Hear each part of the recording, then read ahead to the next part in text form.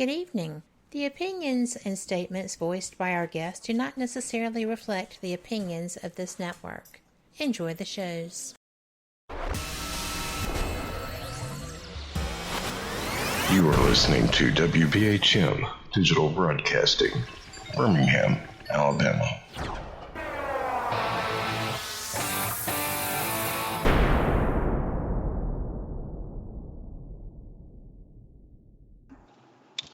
Hello, everybody, and welcome to this edition of the Full Spectrum Project. Today we are honored to have Johnny Zaffis with us, and he's a personal friend of mine, even though half the time he doesn't remember who I am unless he sees my face, and also a personal friend of Pete. Now, before we get started, I wanted to make a little bit of an announcement.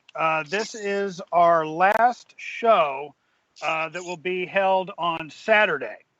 Next Thursday, we will. No, it's this Thursday. It's this Thursday coming up. Yeah, this coming up Thursday. We will be switching to Thursday nights from 8 to 10 Central. Which is 6 p.m. California time. Which, so Brian knows.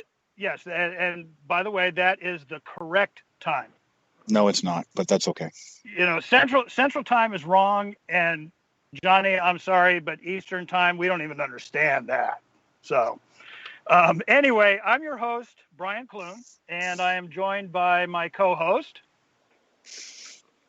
Oh, I thought you were going to introduce me. Hi, I'm Pete Haviland. Why would I introduce you? I don't know. I don't even know why I talk to you still. Yeah, well, I'm kind of wondering that myself. Yeah. Anyway, again, we are just thrilled to have Mr. Zaffis with us today. It's really an honor. So thank you, Johnny. Glad to be on. So to kick it off, you were involved with the haunting in Connecticut. Is that correct?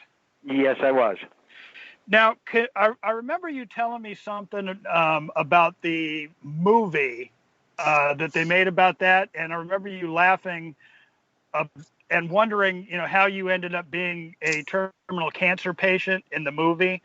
But can you tell us a little bit about the true case rather than the hyped Hollywood version? Sure. It's a case of Carmen and Al Snedeker. They lived in upstate New York. Their oldest son, Philip, was diagnosed with cancer.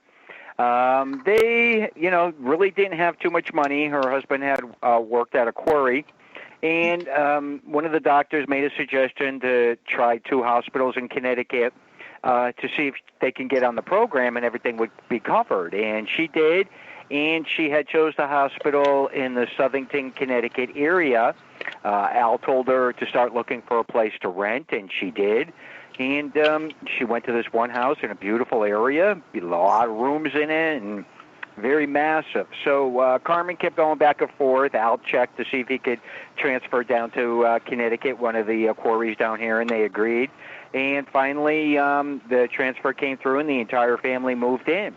And shortly after that, Philip really started to change a lot, and his personality started to change. He got, pretty mean with the younger kids and everything, kept talking about the big black shadow forms down in the basement, and it really escalated to a point that, Carmen didn't really know much of what to think of it, and she started asking the doctors. Doctors recommended that she take Philip to a psychiatrist, which she did.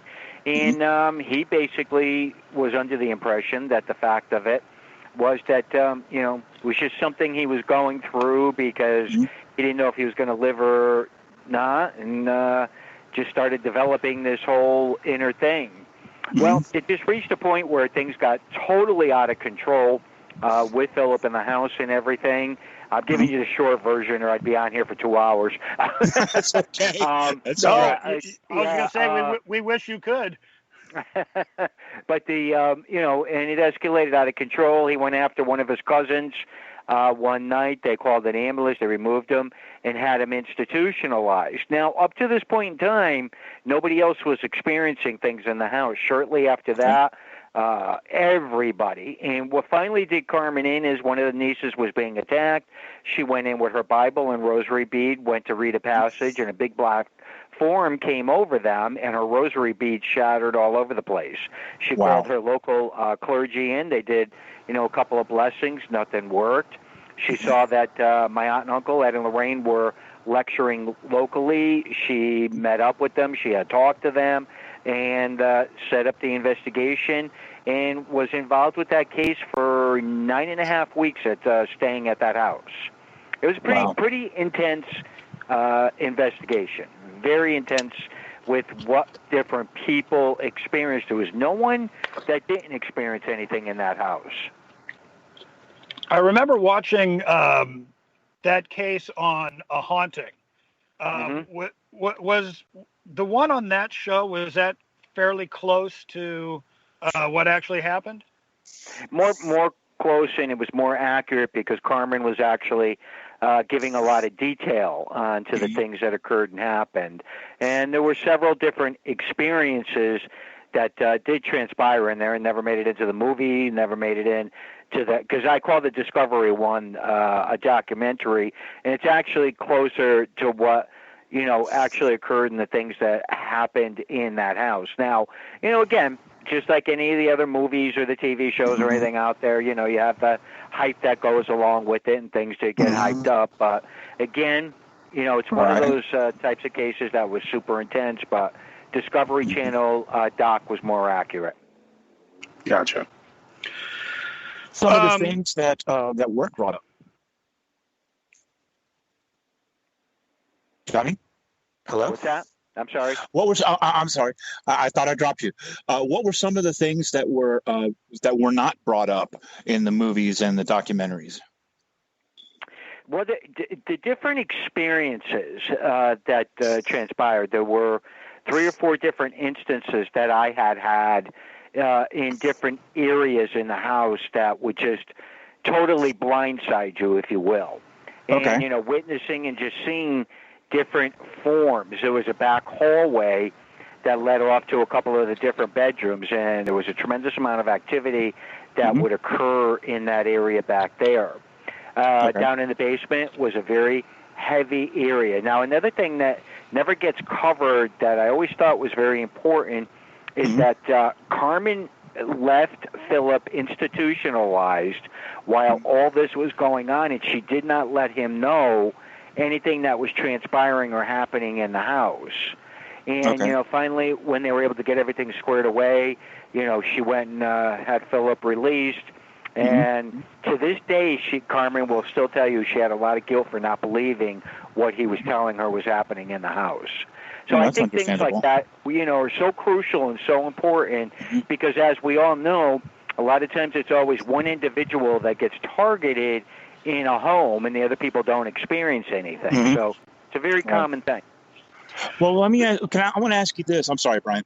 No, sorry. Now I know that you and I had discussed about your experience on the stairs and that made you leave for a little while.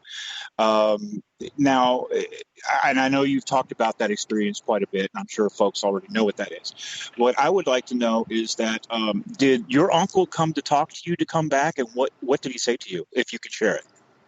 Actually, no. He kept calling. The family kept calling. I wasn't talking to anybody. I just wouldn't answer the phone. And as Pete will tell you, that's not an unusual thing even today. But,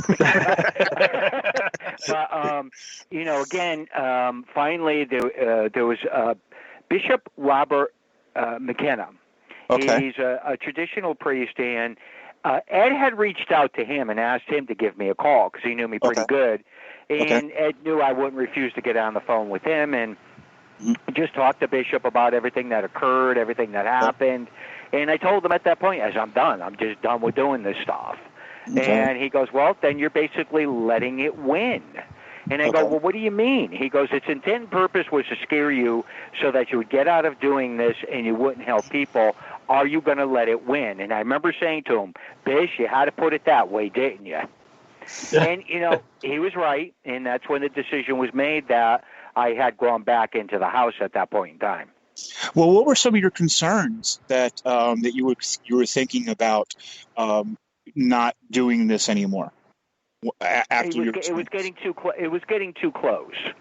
Okay. And what I mean by that is, again, at that point in time, we're going, what, 30? That's 30 years ago now. Right. The kids were small, and I remember being concerned about so many different things and things that were occurring. And I didn't know till years later when someone was interviewing my wife, and she said, I remember the whole thing. She said he didn't talk about it or anything. She said, but he would shake. She said at nighttime he would just shake. And I was dumbfounded because she never brought that up to me. But, till years later when we were sitting talking about it after the interview, and, I realized how profound and how much that particular situation has affected me, at that point in time. Jack, I can always remember so many different things when I look back at it. I was very fortunate where things occur and things happen, and I've always been able to block things out. Okay. And I've always been told that that's something that's to my benefit, that I'm able to do that, and to just put that darkness and compartmentalize it and just put it on the back burner, so to speak. And even today, I still, I do the same thing when things occur and things happen. When dealing with cases, I can just, take that step back and go, okay, I have to separate that from, what is happening and what is occurring, because that is a key factor on how it affects you. Okay. Wow. Okay. So, when did you start the Paranormal and Demonology Research Society, and can you tell us a little bit about it? It was 1998, I believed. I formed the actual group, put the page up, and, had a lot of, members in it and different people, and worked over the years just building it up. And, I don't know. To me, I just, go out, work on cases, do a lot of different things, and get involved with it. I think more so today than, even so much in the past, that I work on so many cases and get involved with so many things that I just, move on to the next chapter or the next situation or something that I have to get involved with or something that I have to deal with. Gotcha. So you're considered one of the foremost authorities on demons and demonic objects in the country. How exactly did you get started in that? Well, it was just with the fascination, I think, more of trying to understand things. Now, even though I grew up being around, Ed and Lorraine, Ed's mom lived with us. We used to look forward, to him always coming over and telling us ghost stories. Me and my cousins would sit around and listen to him. So, it was always very fascinating. But at 16, when my grandmother passed away, I had a sighting of my grandfather. And that's what made me start to think about, different stories and the different things that tied in. And I remember telling Ed the story about it, and he goes, "You never believed all the things we would tell you about and everything?" I go, "No." So, I always understand the fact that, you comprehend and you understand from people's point of views. If they've never seen something or witnessed something, it's very difficult to understand the whole supernatural realm. And that's what got me going. And then, over the course of the years, continuously, my mom would make family dishes. I would run them up. They only lived 20 minutes north of where we lived. And just drop food off. And sometimes I'd end up going with them out on cases or going to do interviews, would meet people over there. And it just started building over the course of years with some of that stuff. And just witnessing it. Never really talked too much about it, but then when I was in my 20s, that's when I was very interested in the demonology end of it, wanting to know, are these things real? Do they occur? And at that point, that's when I had the opportunity, to witness different clearings and witnessing, rabbis, ministers, priests, shaman, medicine man, you name it. And a lot of times I'd have that opportunity to go with them to see and watch things. And that's what really piqued my interest, because then I said to myself, so many different denominations, so many belief systems believe that these things occur and happen, and that's what really propelled me to really get deeper involved with more of it and to try and comprehend and understand some of it. Now, you just mentioned something about seeing the different, I guess, religions that are involved with all of it. How do you feel religion plays a part in the cases? And what I mean by that is the different religions. Do you have to approach them differently depending on which religion you're dealing with the client? Oh, absolutely. I mean, today we're in 2020, we live in a different world than we did even 10 years ago. A lot of people just aren't religious, and they don't follow, whatever religion they were born into or anything. So, again, it's a different world to comprehend and understand it. But, having that opportunity to watch the different religions, and I have said this for many, many years, when I've ever seen rabbis, Buddhists, and shaman do things, it's so intense and so strong on their deliverance of what they're doing. It's just mind-blowing. John, I'm going to have to cut you off here for a minute because we need to take a commercial break. Mm-hmm. We'll see you on the other side.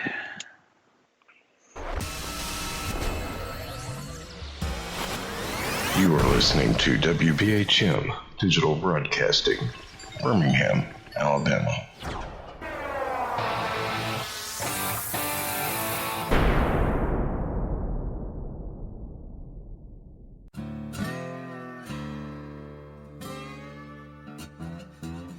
Oh, come on. I'm Southern, but... Nope. That'll do. Hello. I am Kat Hobson, host of Paranormal Experience here on WBHM Digital Broadcasting out of Birmingham, Alabama. I enjoy having guests from all areas of the paranormal, from ghosts to ufology to cryptids and beyond. You'll find some of the best researchers in their fields bringing you some great information. Join me on Wednesday nights from 8 to 10 p. Eastern here on WBHM Digital Broadcasting.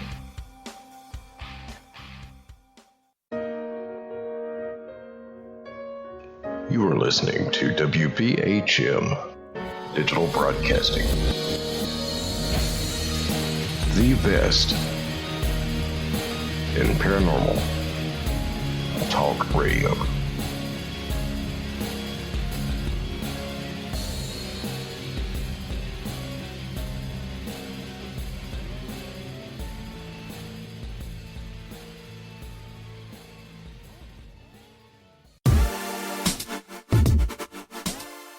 Listening to WBHM Digital Broadcasting, the best in paranormal talk, only on Paranormal Experienced Radio, broadcasting live out of Birmingham, Alabama. Since 1948, Fate magazine has brought you reports of the strange and unknown, all of them true. Fate Radio is carrying on that tradition, bringing you the unusual, macabre, strange, and bizarre. Join host Kat Hobson Sunday nights from 8 to 10 p.m. Eastern on WBHM Digital Broadcasting.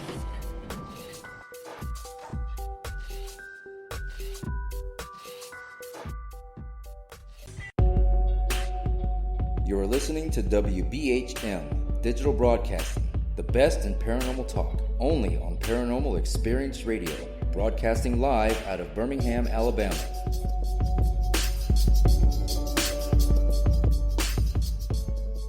The time is 23 minutes after the hour. And we're back, everybody. We are joined by Johnny Zaffis, and we're just thrilled by it. So,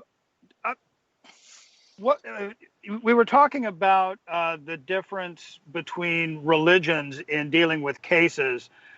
And one of the things that I've noticed nowadays is that you have people, especially like on Facebook, which sometimes drives me crazy, people talking about the cases they're dealing with and going into, say, like a Jewish home and using Christian rituals to try and deal with what they call demons. And I have to wonder, how effective could that possibly be? Now, I know you know a lot more about this than I do, Mr. Zaffis. So can you kind of give us a little heads up on that? Well, again, I'm Christian, and I go into, a lot of different homes and their belief systems. Naturally, I'm always going to go by what I believe in and how I practice. So sometimes going in and doing prayers or doing different things is mainly for the individual that is doing that. But I do believe very strongly that it is something that needs to be, addressed before you get into an investigation. It should be talked about with the family or the individual, what their belief systems are, what they practice, because that is part of the healing process for an individual to be able to move forward. So again, if you're dealing with Judaism, they have to follow through with how they perceive what they believe in, because as we know in Judaism, they don't necessarily believe in devils and demons, so to speak. So again, Right. they look at it differently from a lot of the other religions. So again, it's not just Judaism that doesn't believe in that. There's others. But anyhow, it depends on so many circumstances to be taken into place. I do not think that individuals should just go into a location and automatically, just start, going into what they're believing. I don't believe people should immediately go in and start smudging and doing different things. It's important and a very key element with, trying to get things to subside on some of these cases. And those are important elements and information that you need as, you get involved with a case. Yeah, the one size fits all has always kind of bothered me a little bit. Okay, I'm sorry, go ahead. No, I was just going to say, again, to me, I never look at anything from a perspective of just looking at, okay, we're going from Christianity, whatever the belief system is, it's the power in what a person believes in, and it's the power that helps the healing process to go into place to, be able to move forward. That's a very, very key element with a lot of this. And today, again, I see a lot of things, just like everybody else does, and I just sit and cringe because everybody's out there investigating, everybody's a demonologist, everybody does all these different things, and I'm just like, well, a heck of a lot braver than I am with some of these situations. Well, after these hundreds of cases that you've done over the years, what are some of the most memorable that you had, and what are some of the ones that you might even consider dangerous? Well, again, when dealing with the demonology and dealing with the negative work, I view that differently than dealing with, cases that intertwine with human spirit. Okay. I mean, again, so many of the cases that, we deal with, I believe, wholeheartedly, it's more human spirit than it is something on a negative or a demonic level. They're far and few in between. So you have to be guarded and you have to be careful, when moving forward. I think, on both specters, on both ends of it, just, bringing closure for human spirit, or to be able to get human spirit to finally, have some closure, and that they're able to move on, is a very key and important element. And, there's one that comes to mind. You just made me think of one. I was on a campus lecturing, and it was a brand new building they had put up, and We were in there doing an investigation. There was no hauntings, no nothing that took place, but there was a little boy that communicated. He was killed in a fire in a barn, and he was looking for his family, and he couldn't find his family. And I very, very rarely will sit or even go into that type of circumstance to help a spirit to cross over. But at that point, there was like 15 of us, and I always explained to everybody how you do that. And we had a loud thump and noises and a breeze that went right through that building, and that little boy was able to cross over. And I never seen so many people sit there and cry over the whole situation. Wow. So again, on a human spirit level, with dealing with a case like that, is things like that I just never forget. It was impromptu. There was no reason for it, but it transpired, and we were able to help that spirit. So to me, that is a beautiful type of situation. And again, when dealing with it on the other end of it, I mean, there even to this day, when getting involved with anything, on a negative level, my guard remains very high. It always will, as long as I continue to do this work. Because to me, when the day comes when you're completely comfortable with dealing with the negative cases, there's something wrong. There's something right then and there, excuse me, that tells me, that, when you're that comfortable with something like that, it's time to really check on, what's happening and what is going on. So therefore, anybody that tells me they don't fear it and they're not worried about it, I'm very uncomfortable with those situations, and I'm uncomfortable with those people when they're like that. Have you ever had something like that happen, that you were second guessing yourself or felt comfortable and had something happen to you that made you reevaluate anything? Oh, continuously, even to this day. Really? Again, we're all learning. We still can. So many of my views have changed over the past 40, some odd years of being involved with this, because that's how we evolve. That's how we learn and how we move forward. So, again, getting involved with certain things, sometimes, after a situation's done or something, do I take that step back and go, gee, I kind of wish I did something a little bit differently, or, gee, I didn't check thorough enough with a couple of aspects of things. That's common. That to me, when the day comes that I say no, that there aren't things that I don't second guess, then well, got to be careful, because there's too much that we don't know. Absolutely. Well, you had mentioned that you have changed your views over the years. What are some of the views that you've changed? Well, I used to be very firm in the belief system that when we dealt with poltergeist cases, or we dealt with people getting scratched or pushed or something, that we were dealing with something on a negative level.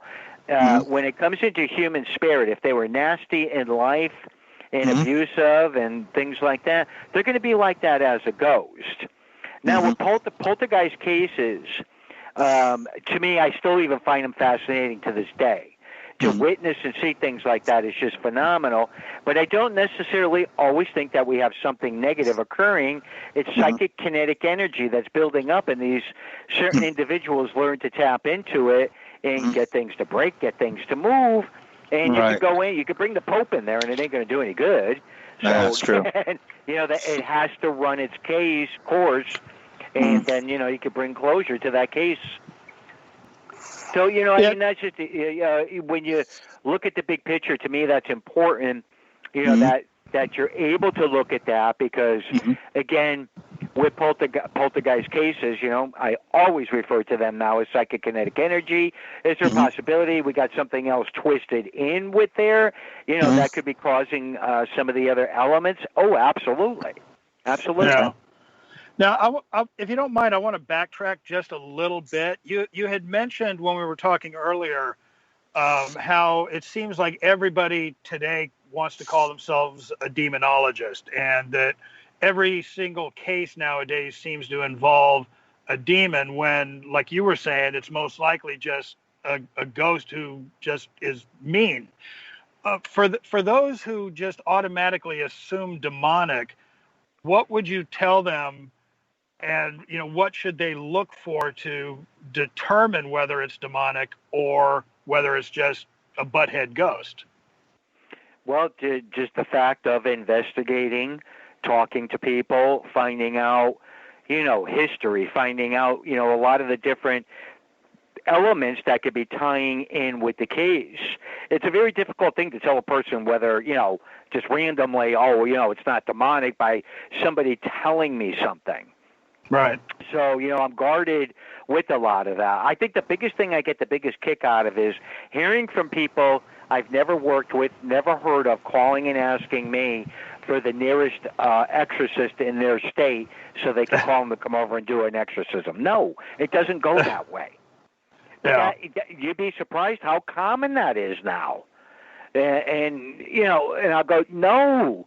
I said, I don't know the family. I don't know you. I don't know anything you're talking about. No, I'm not giving out 911 dial an exorcist. That's not how I operate. Yeah. So again, it's the nature of it, especially today, because you talk about Casper the Ghost, nobody wants to listen. You talk about a demon, everybody wants to hear about it. Absolutely. And I think a lot of that has to do with television shows, unfortunately. It's got a lot to do with a lot of things, to be honest Yeah. with you. I mean, not just the TV shows, the movies. There's just a lot that ties in with it. It's the fascination of the unknown, and especially with any elements that tie in with the things on the darker side. Because again, at the end of the day, what people want is they want proof that these things exist and that they happen. And it's just people are more apt to get involved with things and leave themselves open and vulnerable to a lot of this stuff. And then again, it's just one of those things that, gee, I didn't think it was real. And again, I hear that all the time from a lot of people. I didn't think it was going to happen. And I'm like, well, now you know. But what scares me more than anything is a lot of times they'll jump right back in again because they want even more things to happen. Right. So, again, that's the nature of it today. You had mentioned, about TV shows, and of course, you have Haunted Collector that you were on for a few years. What made you decide to do the show? What was your most memorable case, and how did you start your museum? Well, the museum started many, many years ago, and it really wasn't a museum. I just, I actually was with Ed and Lorraine, and they were doing an investigation. A woman had collect these little collectible statues. She bought one, added it to her collection. It was moving around. She was freaked out, so Ed and Lorraine had removed it. And I was in the back seat of the car. Ed threw it into the back seat of the car. He goes, "You want that, kid?" And I'm like, "What am I going to do with this?" Right? But you got to remember that was back in the time framing. We didn't have computers. We didn't have cell phones or anything.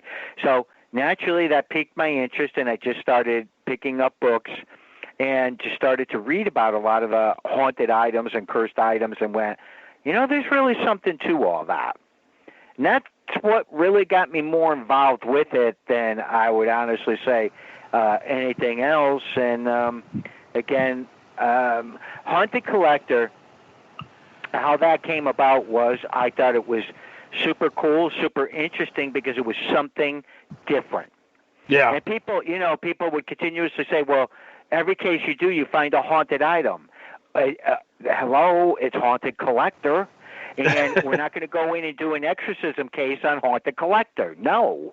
It's just not what it was structured about. It was structured around if the possibilities were there that they had an item that had something attached to it and what we could do to possibly help them either by removing it or binding it or doing a lot of the different things that needed to be done over the item. So that's how Haunted Collector came about. And gee, look today. Now we got 99 paranormal museums out there and everything else. Yeah, exactly.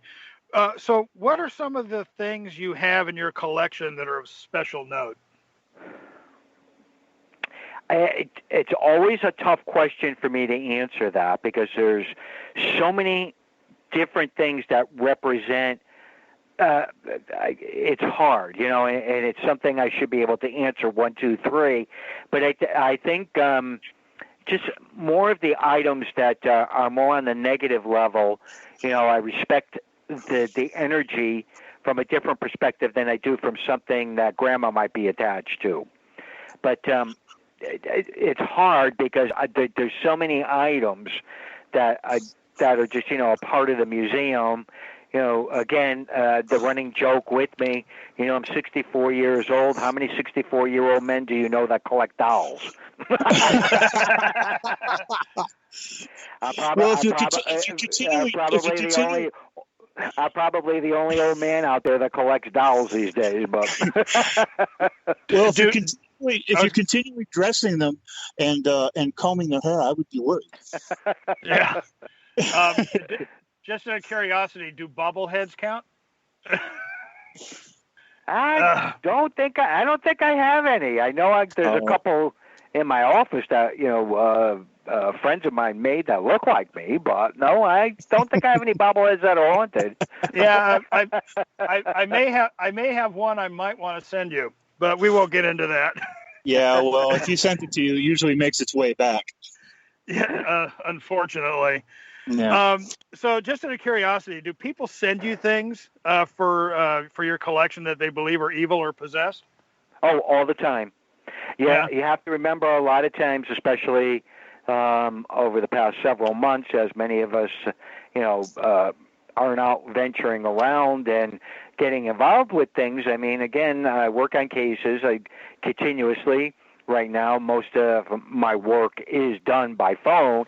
So therefore, going back and forth, and somebody tells me they think they have an issue, and I tell them, well, go put it in your garage or something, get it out of the house. And a lot of times people don't even want to do that. They just want to pack it up and send it off. So, again, you never know. You just never know what's going to end up on my front porch.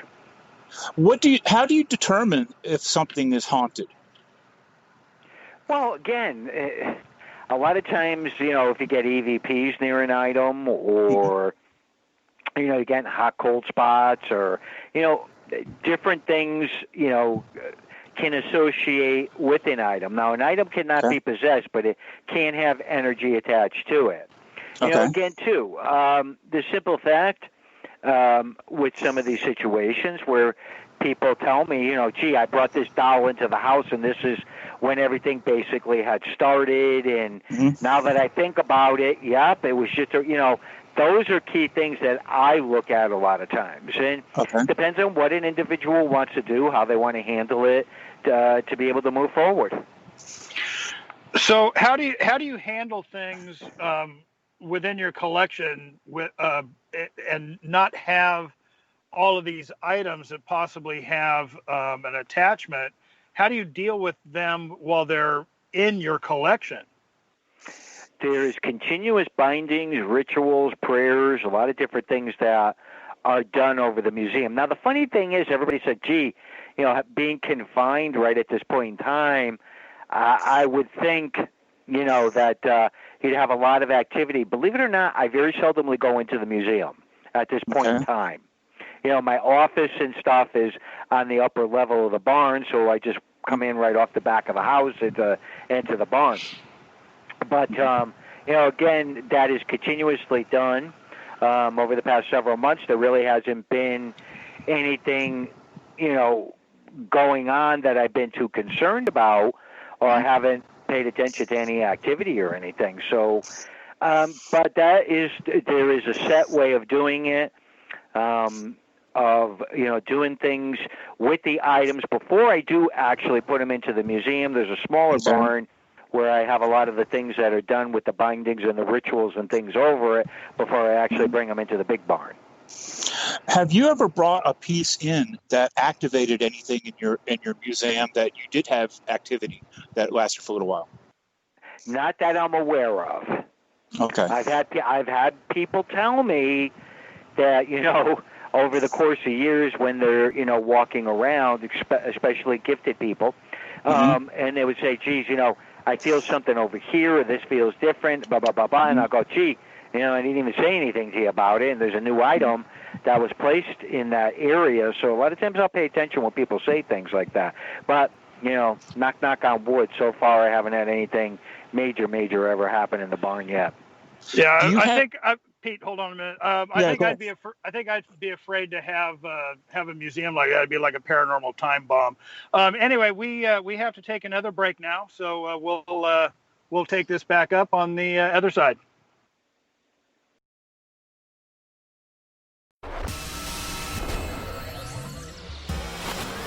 You are listening to WBHM Digital Broadcasting, Birmingham, Alabama.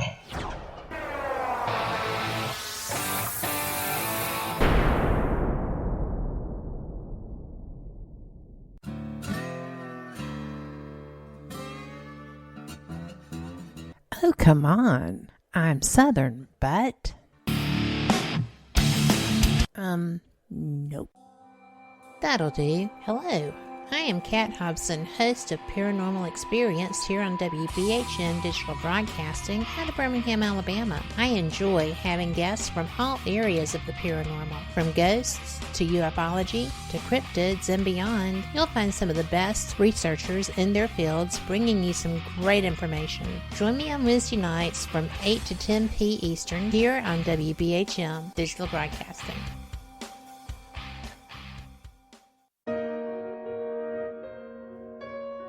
You are listening to WBHM Digital Broadcasting, the best in paranormal talk radio.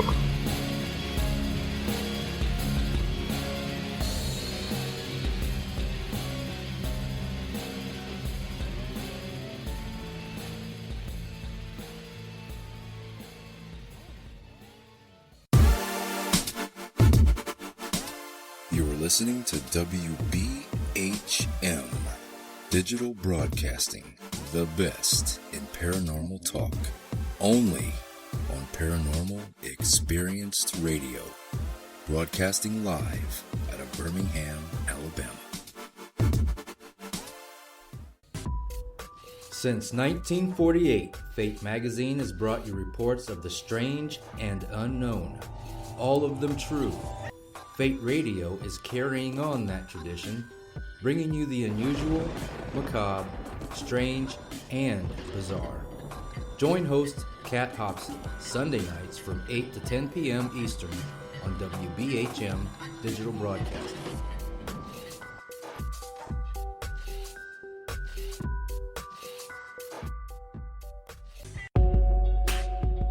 You are listening to WBHM Digital Broadcasting, the best in paranormal talk, only on Paranormal Experience Radio, broadcasting live out of Birmingham, Alabama.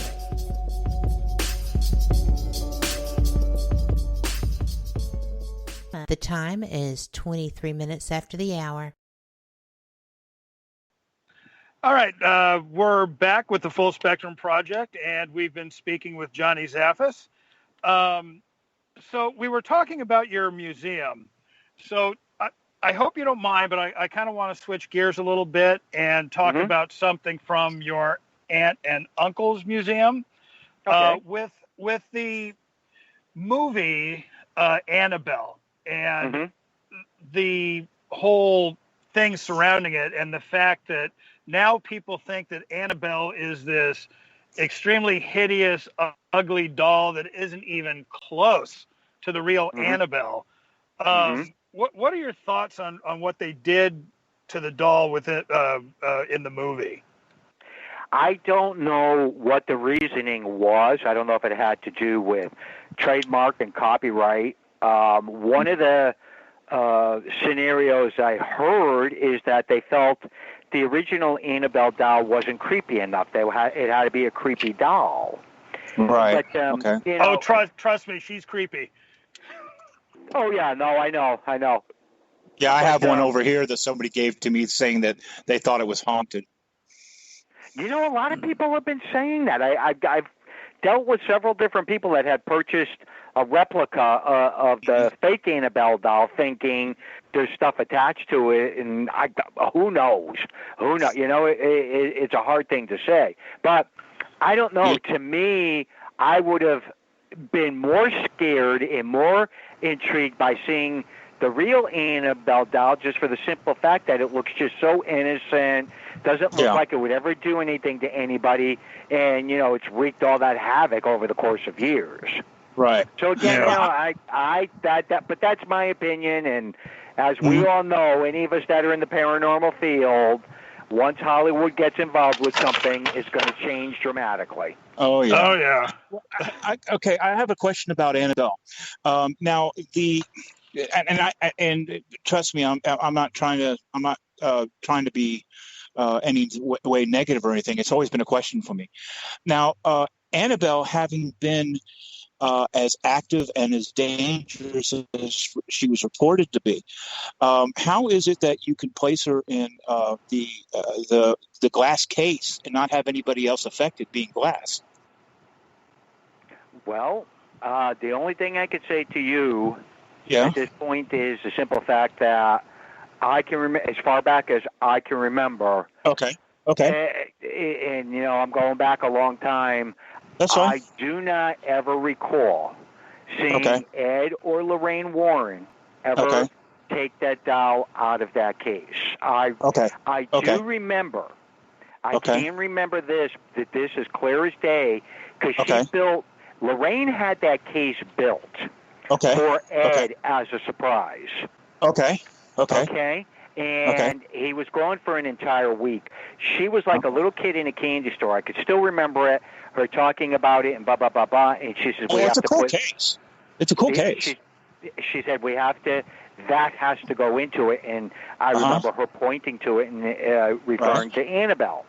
And over the course of the years, there's a billion and one times that I've just been in the museum with Ed, or been in there with Ed and Lorraine, or when they used to do classes or anything like that. I've never seen them take it out. I never seen it, you know, be moved or anything. So again, it's a different world today. That's the best I could tell you. Yeah, definitely is. Like I said, I wasn't throwing darts or anything. I just wanted to know, because I never had the opportunity to ask you, first of all, and secondly, I got no clue about what they did to protect her or anybody else. So I just wanted to know. All right, so something along that line, you know, about you said that you never remember Ed and Lorraine Warren taking Annabelle out of the glass case. Now, there was a Ghost Adventure show where Zach had, or somebody had brought Annabelle for the show, and I guess Zach was almost treating her like some sort of a toy or something like that. And I was kind of wondering how you feel about the whole controversy that surrounded that show. Again, I have not seen it. I've heard about it. I've had a million and one people tell me of the version of what transpired on it or whatever happened on it. So, again, I wasn't there. I don't know what transpired. I don't have, you know, any inside info on what happened or what didn't happen. But like I said, the only thing I could tell you is at the end of the day, up to 2001, I never seen Ed Warren ever take that doll out of its case that was built in the museum. Yeah. I appreciate you answering that, John. Yeah, one of the things that I get a kick out of is now, because of that show, and I guess because Zach is buying up as many haunted items, houses, and things like that, it really is amazing how many people believe that Zach actually now owns Annabelle. And that's always been kind of that's not going to happen. Yeah, and I've just always found that kind of interesting. I don't see that. I don't see that happening. I just don't. Yeah. So, a question kind of along the same lines: within your own museum, do you have anything in your museum that you consider an untouchable in the same vein as Annabelle? There's several items that I know that I have that were used in some pretty dark practices and some pretty evil things that I have in cases, again, bindings and prayers and different things that are done over them, and I don't allow people to touch, certain things. I don't like anything touched in there, actually. That's a big thing, too, because people don't quite understand why I don't have everything wide open and letting people come in and out of it. No, it's not necessarily what I'm all about and necessarily something that I would want, people having that close proximity to some of the items. So eventually down the road, that's always been my big thing, was that I always wanted to do a museum, and hopefully someday that will happen. But I would just want to make sure everything was protected in secure things, and things weren't being touched. It's about the best I could tell you. Do you have anything in the museum that you would consider your a prized possession? And what is it? And can you give a synopsis of what it is? What happened? Well, I think more of the things just given to me by my uncle over the course of the years. But I think, a key element of one particular item would be the little 3-inch Blessed Mother statue that came from the haunting in Connecticut. When they did the exorcism, the hands had melted off of her. Oh, wow. Wow. Yeah. And Carmen had kept that for many, many years. And one time her and I were getting together, we were going to a campus to lecture, and she says, I have something for you. And she took it out of the bag, and I opened it up, and I went, I can't believe you kept this. You kept this all these years. And she said, I did. She goes, now put it in that barn you built on your property with all your other creepy stuff. There's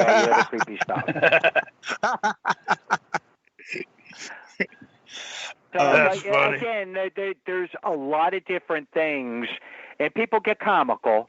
Rosemary Ellen Guiley, her and I had done 2 books together, and it was amazing.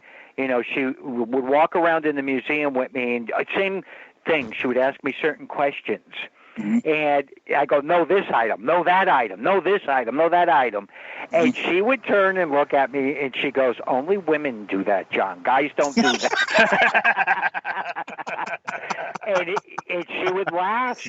She would continuously laugh. Every time we'd go to do something, and then she would just get to the point where she goes, I will pick the items, and then you tell me the story. And I went, oh, okay. Man, I'll tell you, when I heard that Rosemary passed, that was that really upset me. She was a really nice lady. I think it upset all of us. A literally walking encyclopedia. The woman, just again, she used to just amaze me with the amount of things she got involved with, how much work she did in this field. And she finally, right, at the end, unfortunately, when she started getting ill, she was on Ghost on Camera. I think that's the name of it. And, she was so excited about it. She kept telling me about it, and I was so happy for her. And she was excited over the fact of that, and it's a good thing. No, I miss her very much. She, to me, was just one of my idols. So, again, it's hard. It's hard because it's far and few in between when you have a friend that you can wholly trust, and vice versa. The both of us would talk to each other, and we didn't have to worry about it ending up all over the place. Right. Yeah. Yeah, and that happens too much these days. Yeah. You were talking about the fun times with Mary Ellen. So I need to ask, do you have any cases that you look back on and the case itself makes you laugh? That makes me laugh? Yeah, there was one of those cases where you're just kind of like, oh my God, I can't believe this happened. And it, it was because, I mean, we have a couple that we have done that I just look back on and it just cracks me up because of either something that didn't happen or something that did happen that was just comical. Do you have any cases that you worked on like that? Many of them. Many of them. The one I'll give you the short and sweet of it, a very prominent doctor in Boston, Massachusetts, lived in one of the brownstones, had a wicked haunting that was breaking out. All kinds of crazy things were going on. I went, okay. So myself and two other researchers took a ride up to go investigate her home, and she said most of the activities happening down in the dungeon. When you say dungeon to me, I think of suits of armor and swords and all those other things, but unfortunately it wasn't that type of a dungeon. We were down there and everything, and there was a lot of paraphernalia up on the walls, and oh no. She was into dominatrix. Okay, and I love telling this story because the two guys that were with me, she kept trying to explain everything to me. Finally, she walked up behind me and she pushed me, and she goes, Johnny, are you even paying attention to anything I'm saying?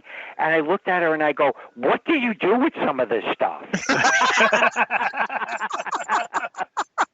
So to this day, those two researchers, it's the first thing they say to me when they see me and they look at me. They go, we could not get over that. You just walked around down in that dungeon looking at those different things. And I said, well, you really don't even want to know what was going on in my mind when I was walking around that room. You didn't have to give her a safe word, did you? What? A safe word? No.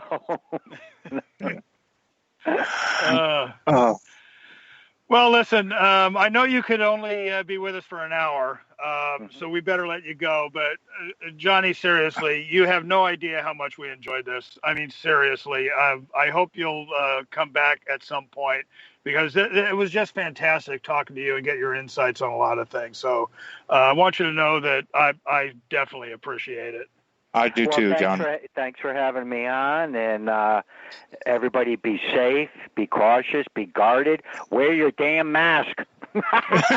Absolutely. Hey, I've got a bunch of packages of them, so Bob and I will be having masks all next weekend. All right, guys, take care. Oh, listen, Johnny, again, thank you. Thank you, John. So much. All right. Bye-bye. All right. Bye. Bye.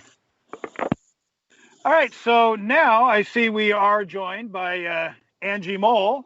So it is time for the Weird World News segment.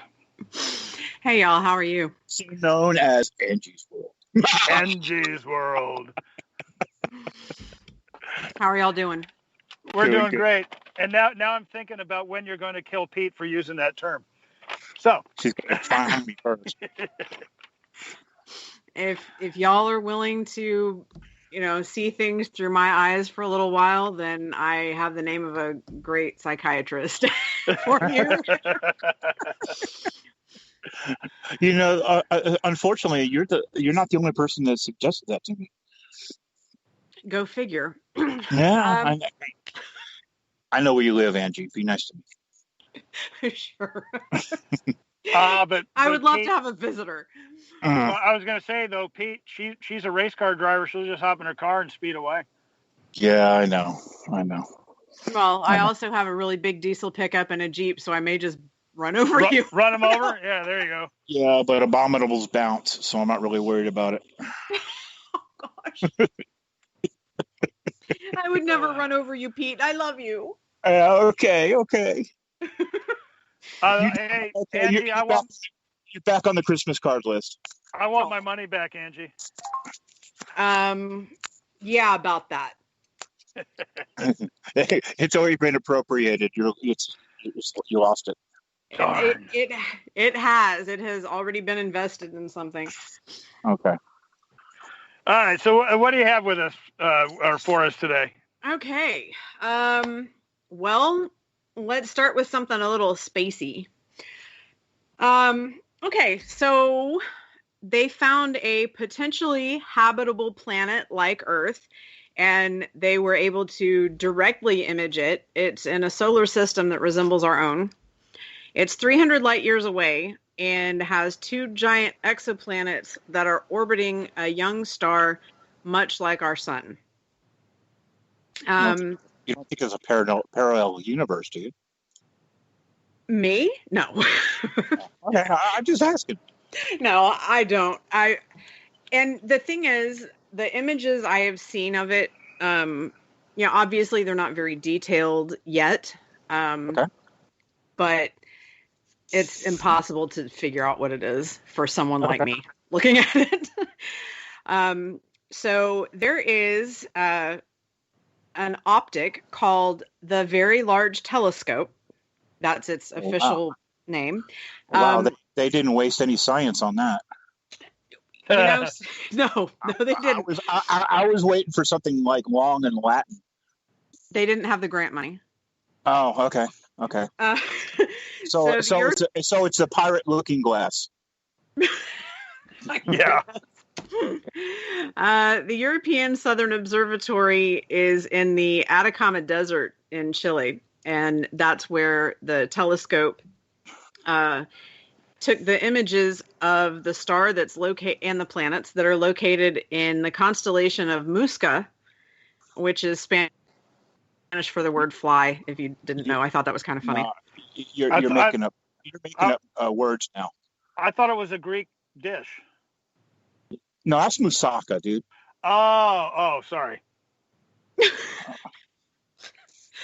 Oh, you mean food? I thought you meant like a serving plate. I'm like, how in the world would you know what stoneware is called? He keeps throwing them up against the wall to see what sticks. Yeah, but unfortunately, they keep breaking.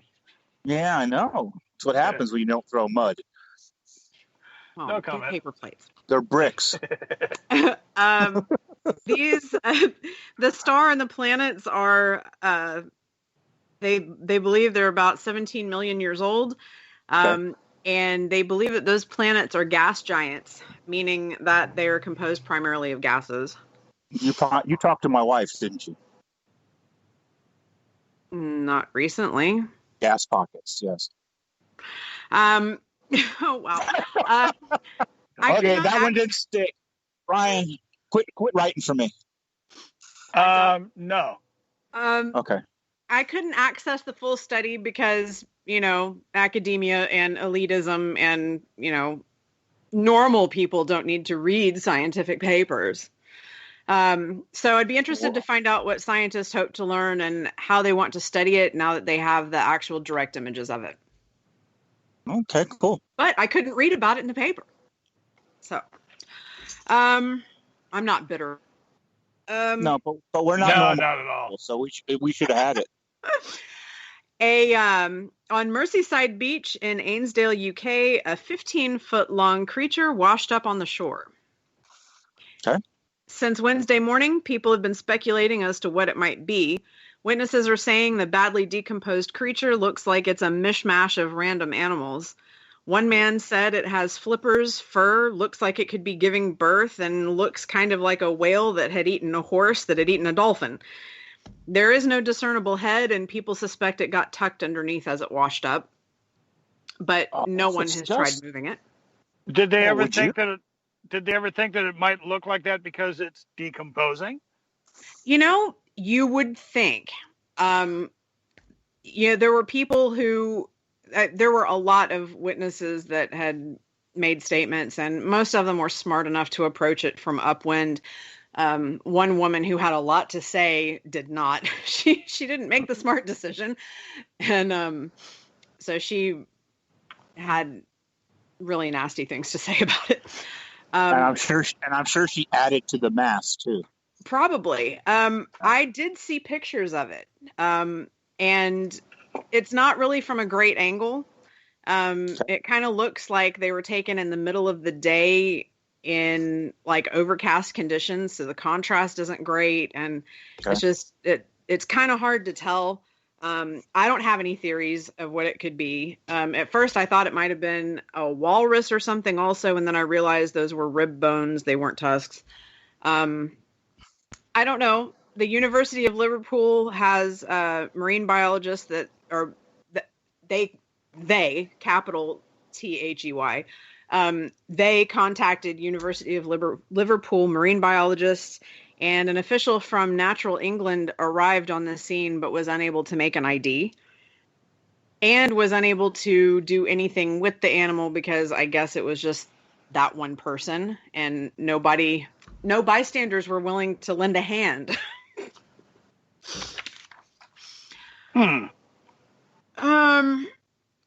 Okay, so Evil Disney strikes again. Y'all know I'm not a huge fan of Disney. Actually, I did not know that, but I do now. I thought we had a discussion about how evil I thought Disney is. Not that I can remember, but then again, with my brain, who knows? Rhode Island issued over 175 tax refund checks to its citizens on Monday. They were unfortunately signed by Mickey Mouse and Walt Disney instead of the treasurer and the controller. The state uses those signatures as placeholders in its test files, but rather than being removed, they were actually printed on the real checks that were sent out. The office promises they will have new checks printed up and reissued within a week and are voiding the checks signed by the dead guy and the cartoon mouse. I could say so much, but I think I'm not going to. I want an autograph. And the last thing I've got for y'all today is a follow-up on the Forrest Fenn thing. Cool. I was wondering, are they going to release information? Come on, tell us. Yeah, trust me, all of us were wondering that. So a minute detail has been released. Fenn was quoted as saying, "The finder understood how important some closure is for many searchers." Okay. So the finder agreed to reveal the treasure was found in Wyoming. Where in Wyoming, you may ask? Yeah. Several other Fenn fanatics are asking the same thing because divulging only the fact that it was found somewhere in nearly 100,000 square miles of land isn't exactly helping people feel better about their possible puzzle solves. But at least it's been narrowed down. Well, our call has been forwarded to an automated voice messaging system. 94993. Well, that's interesting. Now I'm just going to go, well, I already went on record as saying this, so I'm just going to reiterate that I think it was in Bridger Teton, and I think that Fenn retrieved it himself to prevent any more casualties from people looking for the treasure. That wouldn't surprise me. Was that a poltergeist that just talked? I think it might have been, yes. Oh, wow. Y'all need a TV show. Wait. No, that was a phone-tergeist. A phone-tergeist. Well, I'm just happy it wasn't a dad joke. No, you know what? I don't know what you're talking about. Although, you know, here's something that's Angie, please weird. Shoot me. I opened up a box that I didn't want to open. You do it every time. It's no, you didn't. It's predictable and hilarious. No, actually, you didn't. All right. No, the only thing I was going to say, I mean, gosh, come on, guys. It's just, you know, I was thinking about it today, and I was thinking about my two boys when they were younger, and I tried to get them to play sports. It was really a bummer because, they didn't like baseball or football much, and they actually tried to get me to let them play soccer. All right. I'm muting my mic. I told them not. I told them not to bother with soccer because it couldn't be taken seriously because soccer was only for kicks. They didn't like that answer, but you know. I should have muted my ear. Can you do that? I can with a steak knife. You know how, like, when you watch a movie or you read a book or something and you get really emotionally invested in it and it's like a really long story, and then at the end the person's like, "Oh, and I woke up and it was all a dream." That's what just happened with that joke. Yes. No, just like in Newhart. Why do you guys keep calling my stories jokes? because what I want to call them I can't say on the radio. I'm hurt. I am just seriously hurt. And on that note, you should be. You should be. On that note, we are joined by our second guest, Bob Davis. Say hello, Bob. I'm not here anymore. I went home.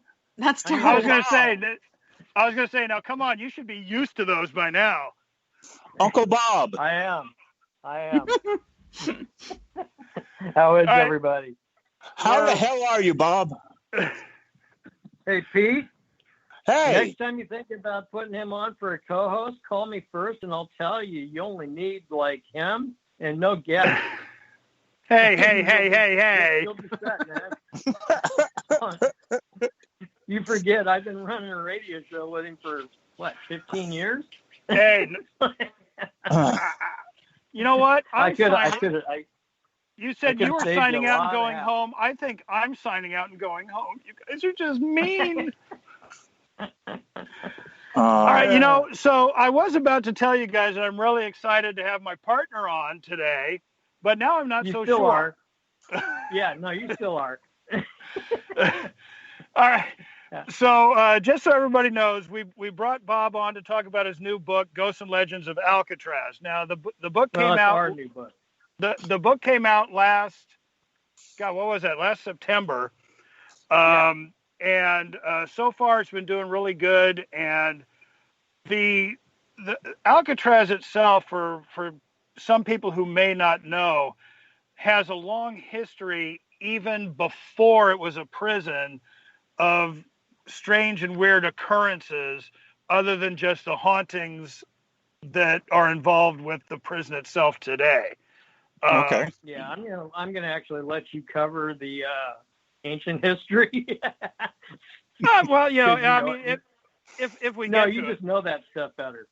But here's the thing that's really kind of cool about Bob is his first paranormal experience happened on Alcatraz when he was 13 years old, and that one incident caused him for the rest of his life to be into the paranormal.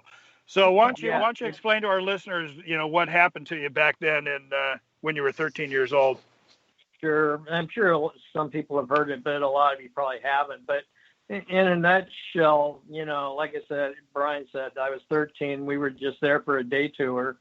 Mm-hmm. And before we ever even, you've been out there, right, Pete? Yeah. Have you guys? Yeah, I have. My wife and I went out there on our honeymoon. Oh, so you both done? Okay, good. So how the big hill goes up, turns and goes up. Mm-hmm. And so even before I'd gone up the first part of the hill, we were stopping, we were talking. There's a picture in the book of me standing there talking to my brother and his now wife. And I had no belief in anything paranormal, God, spiritual, nothing at all. In fact, I would laugh at you and call you stupid if you said you believed in it. Now, after, on my way back down that road, my whole life had changed. Things were a bit different.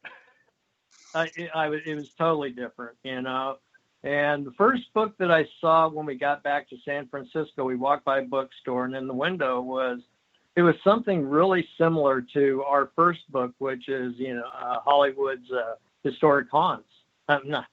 California's historic haunts. And so I asked my mom if I could go in and get it, and she's like, "Why do you want to buy that stupid book and read about that crazy stuff?" And finally she went, "Okay, go ahead and get it." So I did, and I went and I got it. And when I got back to the hotel, I opened the book up, and the first thing I opened up to was cell 14D. Well, we can get to cell 14D a little bit later, but that is the cell that changed my life. So, and that was when I was 13. So I've been trying to figure out what the heck all that was about all these years. So, yeah. Yeah, and cell 14D is considered probably the most haunted cell in the prison, if not one of or the most haunted place in Alcatraz. So, what happened to you in the cell, Bob? Okay. Well, first they didn't arrest you for doing for robbing anything, did they? They didn't throw you in there What's that? for being bad. They didn't throw you in the cell for being bad, did they? They should have. No, they didn't. But back in those days, they used to actually, the cells would open and close. Now they're been welded shut, so they can't do welded open, unfortunately. I mean, welded open. Yeah. I'm sorry. Yeah. It's okay. So, and this may be the reason why, I don't know, but so the park ranger asked the group that I was with, does anybody want to volunteer to go into cell 14D and see what it was like for the prisoners when they were put in there? And they would be put in these cells. There's Brian and me are still at dispute over how many cells there are. He says there's 5. I say there's 6. I counted 6. But anyway, no matter. Cell 14D is the last one on the row. And the 5 or 6 cells, whichever number it is, they're just big steel boxes. And they're welded all the way around the corners. And there's no toilet. There's just a hole in the ground. And that's what you would use for the toilet. Yeah, no beds, nothing, just a concrete floor. And then there's a double door. There's a barred door and a big solid steel door. So when they're both closed, it's pitch black in there. So would they consider that like the hole? They would consider that for the worst of the worst, I think. Well, like solitary? That was definitely solitary. And solitary. It was so bad that the only thing that the prisoner was allowed in there was underwear. They weren't even allowed to have their prison clothes, just underwear. And it was facing the windward side of the island, so it was cold. Yeah, beautiful. You've probably been in 14D, haven't you? Or you've been by it. It's just so freezing. I mean, I can't even imagine. That was I'm sure I was. I can't remember at this point. Yeah, if you were ever out there, even in the daytime, if you go in one of those cells that's like one of those maximum security, since they're such thick steel, they're extra cold. I remember having gone into one and I felt a high anxiety. I don't. Maybe that was the one. Probably. It could be. It could be. That I swear there's so much activity around there. It's not even funny. And there's places in there that we found that are really haunted that we kind of keep to ourselves, because nobody else seems to know about them. So, yeah. But there's some other really good haunted locations there as well. Absolutely. But anyway, so what happened was he asked if anybody would volunteer, and me being, young and stupid and also thinking I was brave, waved my hand and said, yeah, I'll go in. And so he walked me and stood me in the back left corner. And then he said, you okay? And I'm like, yeah, I'm fine. And so I turned around and I faced the doors, and then he walked out and he shut them both and blocked them. And a few minutes later, he yells in, he goes, you still okay? And I'm like, yeah, I'm fine. As soon as I said, yeah, I'm fine, and I don't know if you'll be able to hear it, but it was like a big grab that was so loud on my shoulder. It was just like a human grabbed it really hard.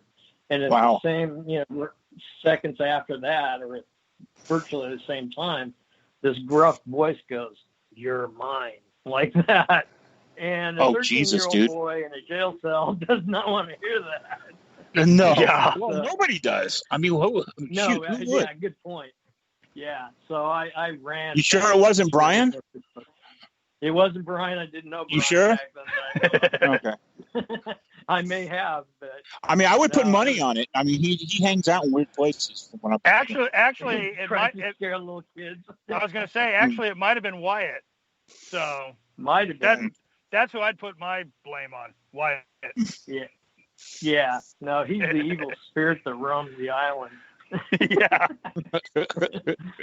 But I'll tell you what, man, I was at those doors instantly and banging and screaming, and when the ranger opened the door, and I come shooting out of there like a rocket, everybody's like, what happened? What's wrong? And I'm like, nothing. I just didn't like it in there after all. I got kind of uneasy and wanted out, and I didn't tell anybody, not even my family or friends or anybody, till I was probably wouldn't in either. my late 20s.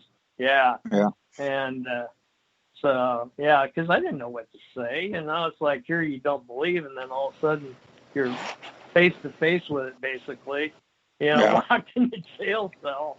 Yeah. It was a real eye opener.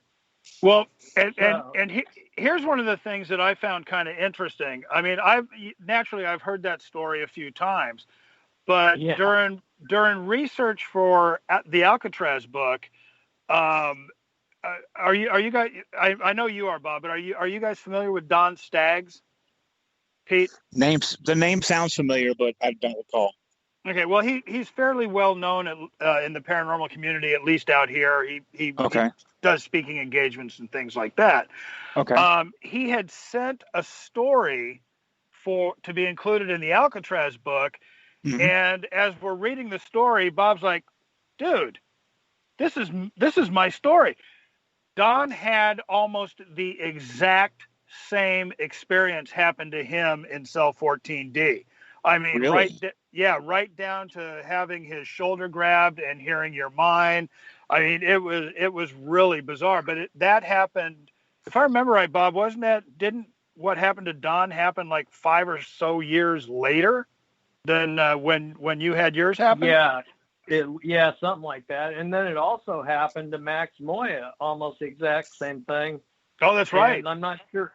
It was right around the same time because it might have been a little bit later than me because I think I'm a hair older than Max. I don't know how old Max is, but he described his experience exactly like what happened to me. And then I have another friend, Laura Lee, who's on Facebook, and her daughter went to Alcatraz. Same exact thing happened to her. So I've heard that story right from the horse's mouth, so to speak, at least 3 or 4 times. 4 times. Do you have any idea who it could be? Well, there's a story. Now, no one knows for sure who the spirit might be. The main theory, and for some reason his name is slipping my brain right now. Well, that's the age. Yeah, that is the age. Anyway, it's one of the prisoners who was part of. There was a movie called In Cold Blood that was about Rufus McCain. A lot of people think that it's Rufus McCain. And like I said, there was a movie called In Cold Blood that starred Kevin Bacon that was about that. Yeah. Oh no, that was Murder in the First. Yeah, that's what did I say? In Cold Blood. That was Truman Capote. Yeah, you said the one okay. Sorry, I got it mixed up. My bad. That guy's name? It drives me nuts now. But that's anyway, okay. Anyway, go ahead. It's driving me nuts too. Yeah. So anyway, that movie's about Rufus and everything that happened. But that's who a lot of people think is the spirit in 14D because he spent so much time there. However, there is a story that goes back into the 1930s, 40s about a prisoner who was put into the cell, and about an hour or so after he was in the cell started screaming to be let out because there was something in there with him that was trying to kill him. Now, the guards just sort of figured that he was just, trying to get out of the cell and making a scene so they would let him out. And then he finally quieted down. The next morning, they opened up the cell to find him strangled to death. Wow. Now, the day after that happened, they were doing their morning prisoner count and found that there was one too many prisoners. Now, as they looked, it was the prisoner who had been found dead the morning before, and as they watched, he just sort of faded from view. So he was lined up with everybody else. But he was lined up with everybody else, right? Even though he was already dead. So that's one of my favorite stories. That's true.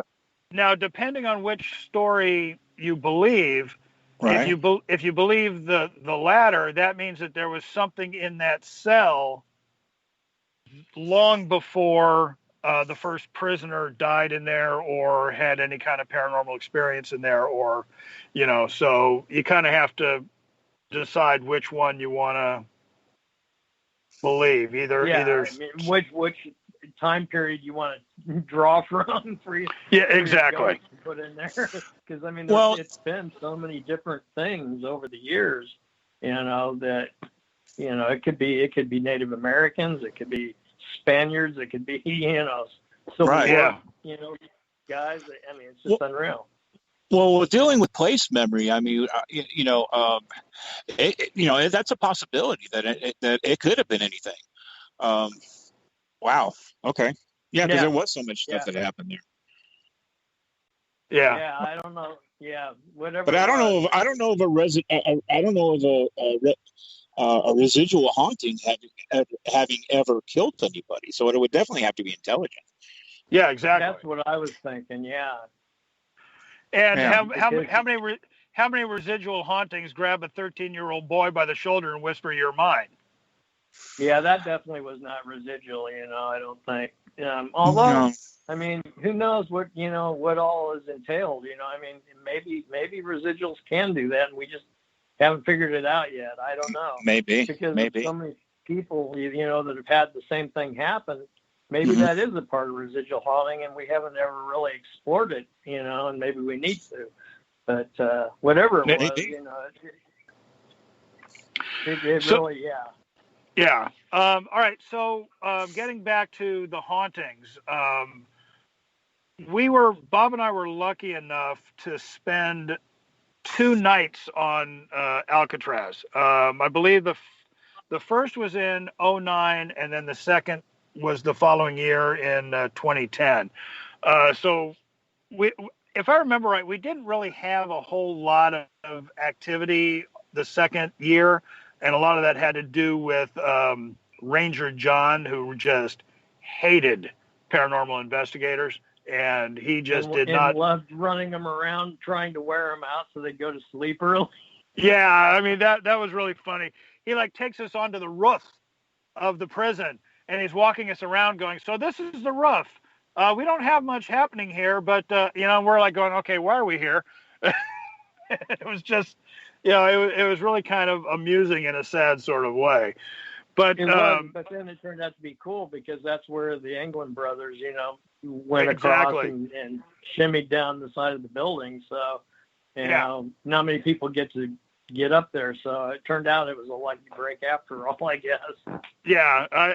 And anybody that wants to see Ranger John, just watch any of the Alcatraz documentaries, and he's usually the ranger they interview.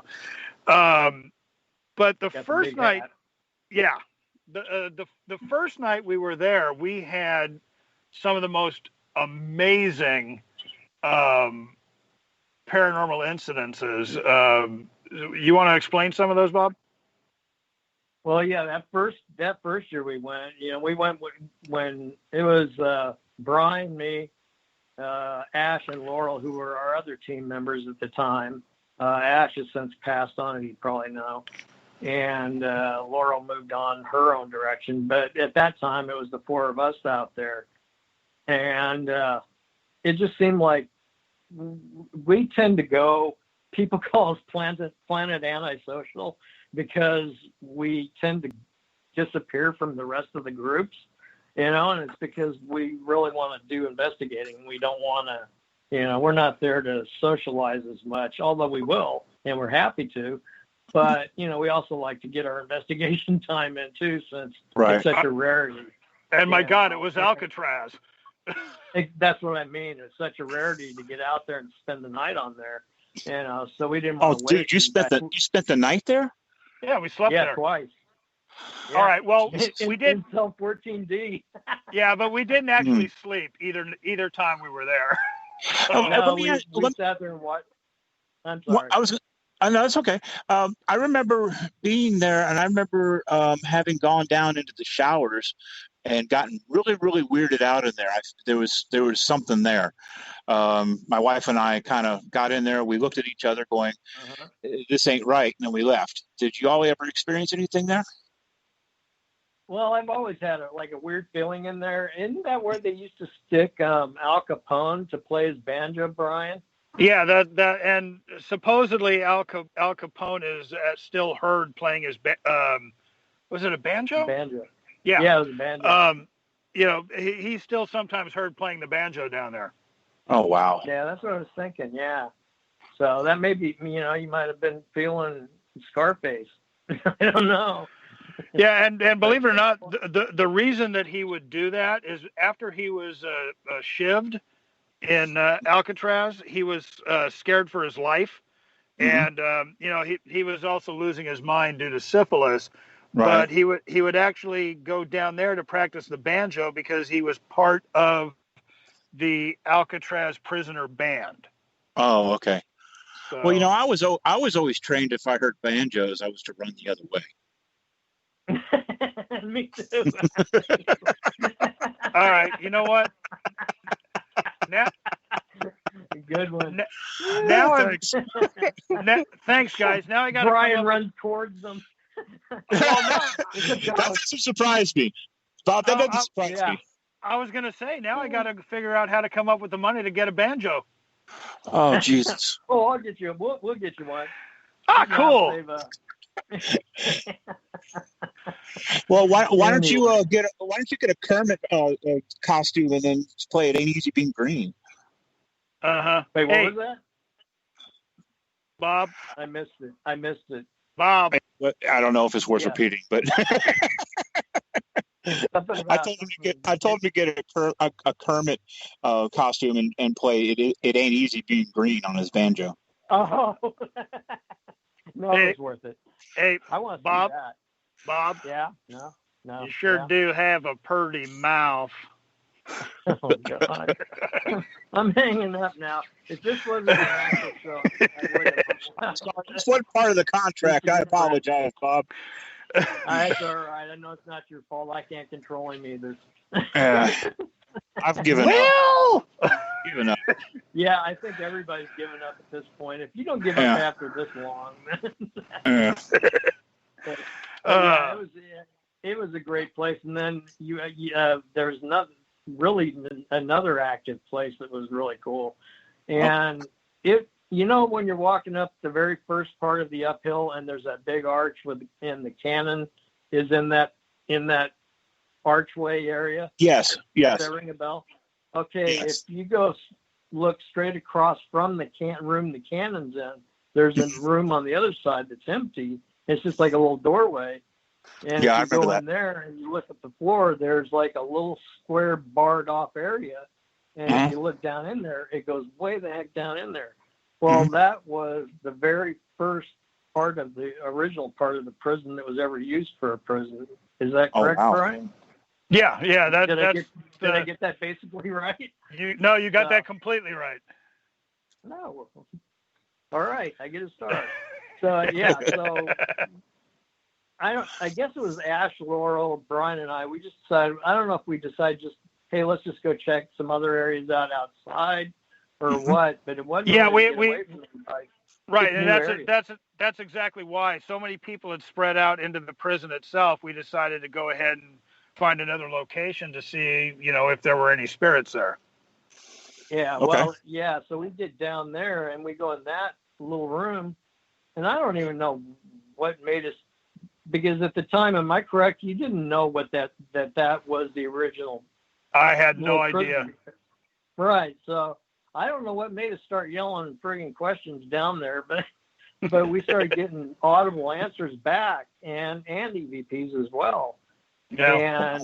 And one of them was a female, and she was really clear. And it was strange because Laurel, who was on our team at the time and was married to Ash, she would say something. She'd go, what was it she said, Brian? I can't remember because there was so much. I hate getting old. Anyway, it was something like, if there's anybody down there, can you talk to me? Or, something simple like that. Right. And right after, it tails in right as at the end of what Laurel is saying, and you hear another female voice go, "Oh my," or something like that. Well, okay, really... so the first we hear what? Oh, that's right. Yeah, she goes, yeah. Is anybody down there? And she goes, what? Like that. It almost sounded like Laurel's voice, but it overlapped too much wanted Laurel's voice for it to possibly be Laurel. Right. Yeah. So then the second time, I was going to say, and I remember when we heard that, you go, "Hey, check and see if there's a girl outside."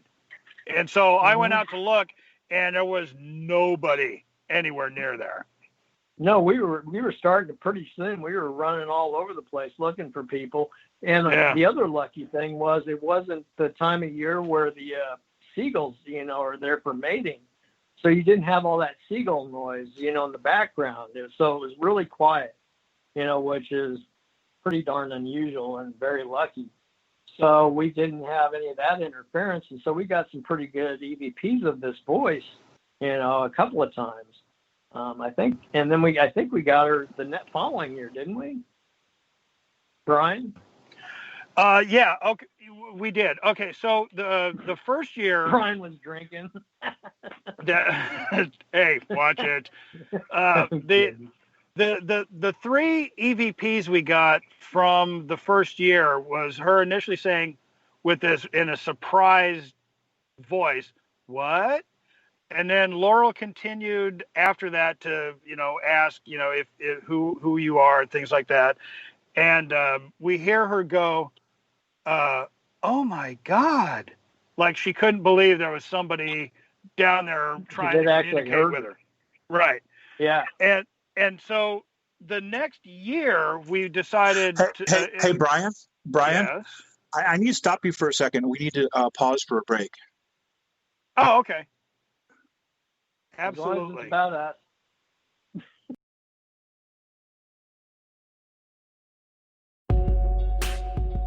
You're listening to WBHM Digital Broadcasting, the best in paranormal talk, only on Paranormal Experience Radio, broadcasting live out of Birmingham, Alabama.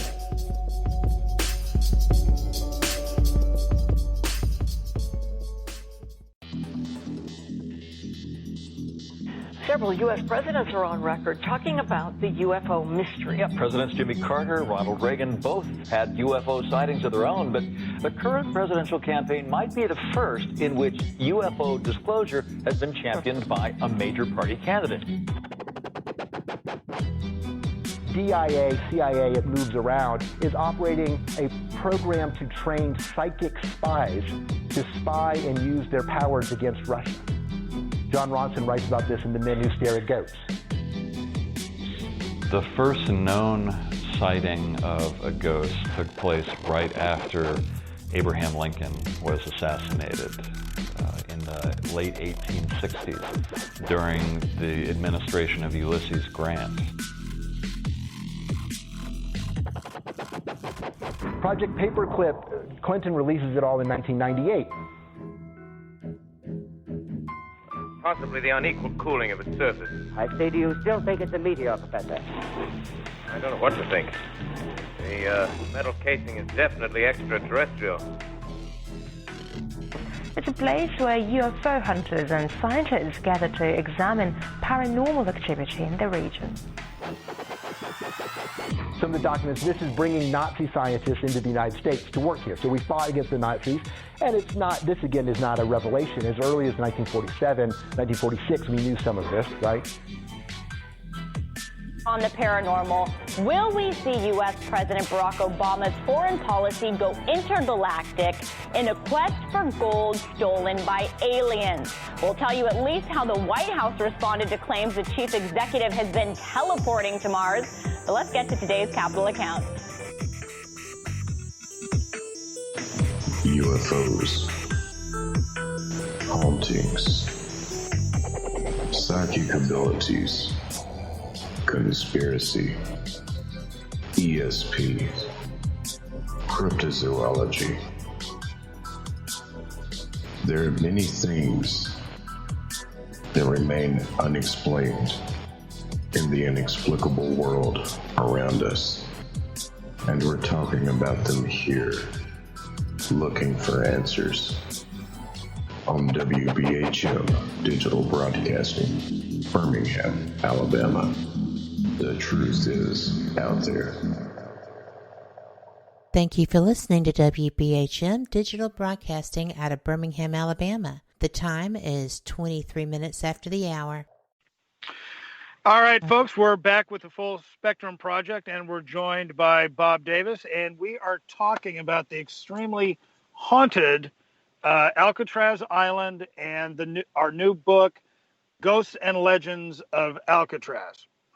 So I think when we went to the break, we were talking about the Sally Port near the bottom of Alcatraz, and how the first year we caught the EVP of a woman.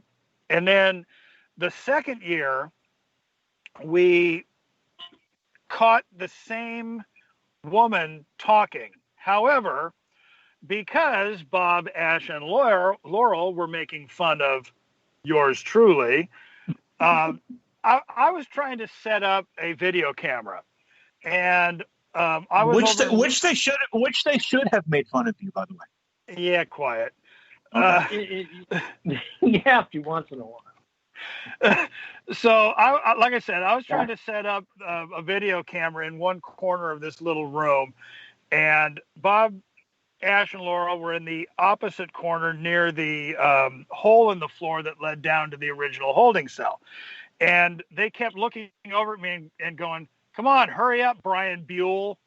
And as a reference to Ryan Buell, who has since, had his anal wax and been kind of I didn't say any of it. Drummed out of the paranormal for being a thief. Well, so they kept calling me Brian Buell. We find out later that we get an EVP of the same woman saying, "Who's Brian?" Yeah, she says it really clear and loud. Yeah. I mean, we literally get some of the clearest EVPs that, well, at least for me, that I have ever recorded were on Alcatraz. It was just incredible. Yeah, same here. Alcatraz and the Queen Mary are both, have been my best places that I there's been a few other places where I got, some good ones once in a while, and then other times it'd be dead for a long time, and they get more good ones, several months later. But, for regularity, Alcatraz and the Queen Mary seem to be really good. Kind of at the top of the list. Yeah. Now, Bob, there was one incident that happened to us the first year we were there on Alcatraz, up in one of the the medical ward isolation rooms. Do you want to explain that one? You're talking about in the isolation room? You mean the very back room? The very back room where with the chairs. Yeah, I can. Okay, so we're upstairs on the second floor in the medical ward, and there's like a bunch of cells that line each side of this big hallway, and then at the end of the hallway, there's just a big doorway, and you go in there, and it's a big room. And then to the left, there's I don't know how many, maybe 5 or 6 cells that are down that way too, maybe more. And there was a bunch of chairs there, so we were all like, "Hey, you guys want to, pull over some chairs and, do an EVP session or something?" So we all did. We pulled chairs over right out in the middle of the big room, and it was huge, open space. And so we're sitting there, and we're, asking the standard questions, whatever we can think of that might pertain to whoever would be in there. And I don't know why, but something just made me think, I want to go down and see what's down where those cells are. So I just said, "I'll be right back, just excuse me, I'll be right back." And I went down that way. I got to the very end cell, and I've never had this happen before or since, but something made me feel really angry. And just about that time, I hear some commotion down at the other end where they're at. And I come down there, and I don't remember what they were talking about or doing, but I started yelling at them. And they're like, "Whoa, what's wrong with you, dude?" And they finally talked me down, and we settled back into our EVP session, And what was it that Ash said? If you want us to leave, no, what was it? No. Actually, you said that. We weren't really getting anything, and so finally you said if you want us to leave, just tell us. Yeah, just tell us to get out is what you said. Yeah. Yeah. And it did. It went, Yeah. get out like that. Well, really actually, forcefully. okay. So this is what happened. Now, Ash was not a small man. I think at the time he was, what would you say, maybe 310 pounds, give or take, at that time? Something like that. None of us were small men back then. Right. None of us. Yeah. We liked our food. But so we were sitting in these folding metal chairs. Now, right after Bob had said, if you don't want us here, we'll get out. Just tell us to get out. And right when that happened, all of a sudden, Ash's chair goes sliding back probably, about 3 feet, give or take? I think even more than that, man. I mean, it went, how those metal chairs sound on asphalt. And it's like, on that concrete, I mean, it's like, it's just loud. Yeah, it was, especially in an empty room like that. Exactly. It was just, we're all just sitting there staring at him. The chair's sliding back. It slams into a wall. He gets knocked over. Wall, right? Yeah. Yeah. Hey, guys, let me stop you for 1 second.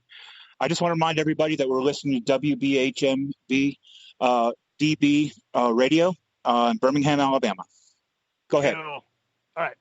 So as the chair hits the wall, we hear this, and it was really a weird guttural voice, but we just hear this, "Get out," almost like something you would hear on a Hollywood movie.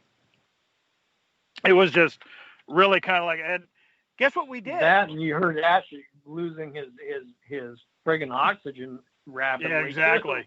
As soon as he hit that wall, he just kind of went like that, But can you imagine? Hard. Can you guys figure out what we did at that point? Pete, you awake? Well, I'm here. I'm here. I'm just listening to my voice, and I'm enjoying it. Oh yeah, it figures. Anyway, we got out after that. Yeah. but here's what's funny. Go ahead, say it again. Say it again. Say it again. Say what again? We got out. There you go. Okay. But here's what's so funny. I think we were back in the room. About 10 minutes later? It's like, we're like, all right, well, we got out. We did what we said we would do now. So it was really kind of. I bet that went over well. Back. No, yeah. I'm sure not. Oh, semantics. Yeah. Absolutely. Yeah. Oh, Bob, by the way, what? We were speaking with Janice Oberding last week. Uh-huh. And apparently she was there at the same time we were. I believe it was the first year we were there. And she was telling us that she caught an EVP in the surgical ward. And the same place we caught the I Am Jacob. And she said that it was a doctor who said, and I'm going to have to paraphrase this, I hope you're ready because we're going to leave. So I'm wondering if that might not be Jacob's father talking to Jacob. So it's something we need to do a little bit of research on. Huh. Interesting. I'd like to hear that. Yeah, me too. I maybe next week when we're up in Virginia City, we can have her play it for us. But you want to explain that the whole I Am Jacob? Because I'm telling you, I think that's the clearest Class A EVP I've ever heard. Well, I mean, it's basically simple. So we're like in the surgical ward now, and it's on the same floor as the chair incident with Ash happened and stuff, but it's in one of the operating areas. And so we're all standing around the operating table, and Laurel goes, is there a doctor here? Or is there? Did she say is there a doctor in the house, or is there a doctor? She actually said, "Is there a doctor in the house?" That's what I thought. Okay, that just hit me, man. I'm like, yeah. Did she say house? The big house. Anyway. Yeah, so exactly. So she goes, "Is there a doctor in the house?" And clear as a bell, you get like a youngster, like a young man's voice go, I'm Jacob, or yeah, I'm Jacob. Yeah, I am Jacob. Yeah. And it was really clear, and it was like it wasn't like, like somebody who was old enough to be in prison either. It was like a little boy, like maybe 12 or something. Yeah, something like that. It sounded like an adolescent boy. Yeah. And we get a lot of people that say, why would you get a recording of a female on Alcatraz? Why would you get a recording of a little boy inside a prison hospital? And they don't think, or they don't know, I'm not sure which, both probably, that one, the guards had their families living on the island, and they had their, their wife, their kids, all that, but they lived outside the main yard in a place that was, built just for them. So, I assume that if you need a nurse, you get a nurse from the mainland. She comes in, and she was probably lowered down into the Sally Port to check the prisoners. And if your kid got hurt or whatever, or needed surgery or whatever, they probably took him up and, locked him in the cell and did their work on him in there. And, didn't think much about it, because it was pretty well separate from most of the prisoners. But yeah, they exactly. Needed to get attention. They might need attention, really, in a hurry. And that's all I could figure. But they did have, kids and females on there as well. So yeah, absolutely. A lot of people don't know. The thing that's cool about the I'm Jacob EVP is that's another one that we actually caught 2 years in a row. The second year we were there, we were back up in the surgical ward, and I don't remember who was asking, but I remember somebody, saying, "Jacob, are you here?" And again, we get a clear EVP, and this time all it said was Jacob, but it was the same voice. So, that's one of the things that really just kind of, got me, was the fact that we were catching the same spirits 2 years in a row.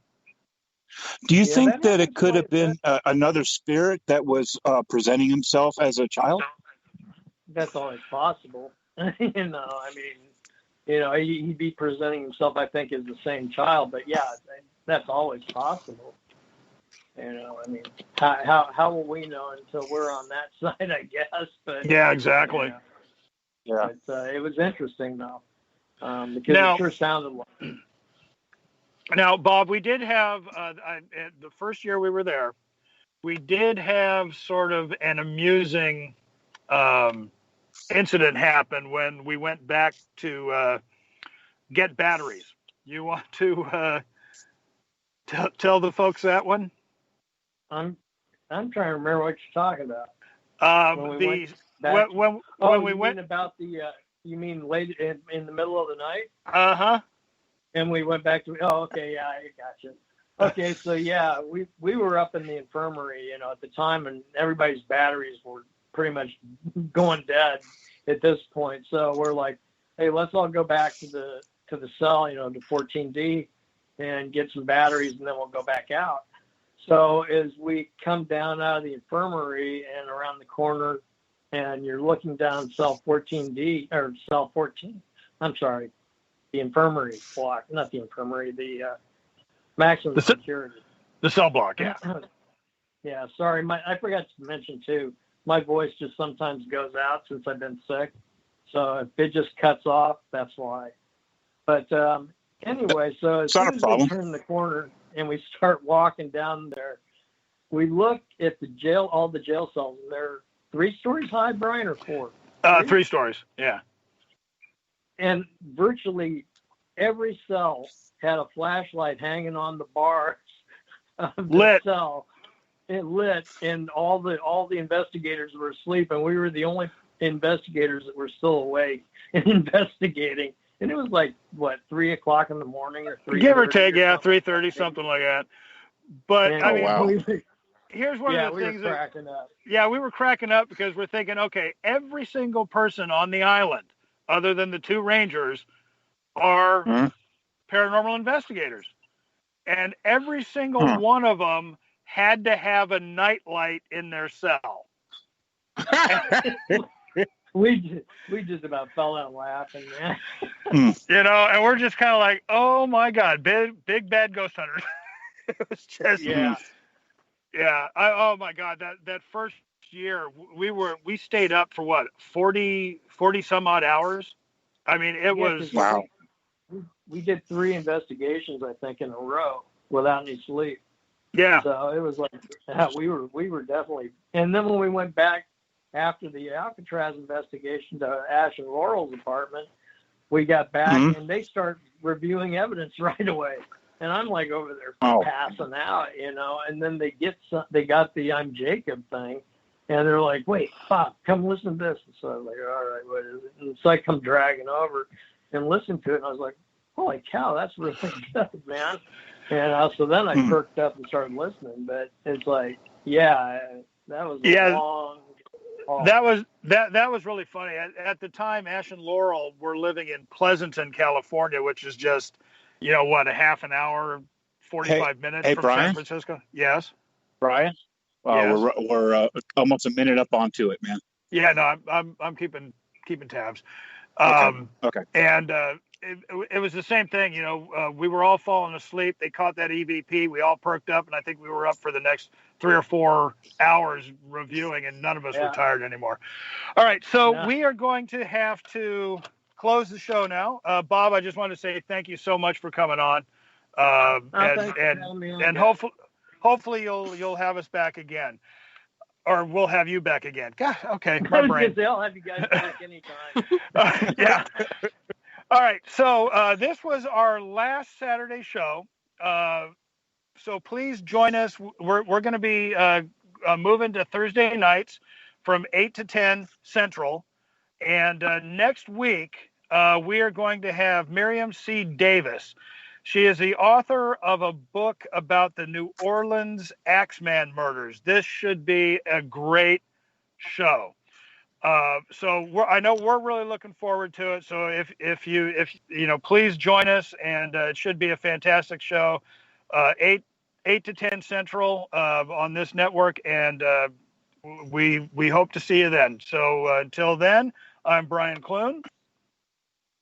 I'm Pete Haviland, and Angie Mole is around here somewhere. I'm right here. All right. Thanks, Pete. Thanks, Brian. Thank you, Bob. All right, and we will see you next Thursday. Thank you. Have a good day, guys. Bye. You're listening to WBHM Digital Broadcasting, the best in paranormal talk, only on Paranormal Experience Radio, broadcasting live out of Birmingham, Alabama.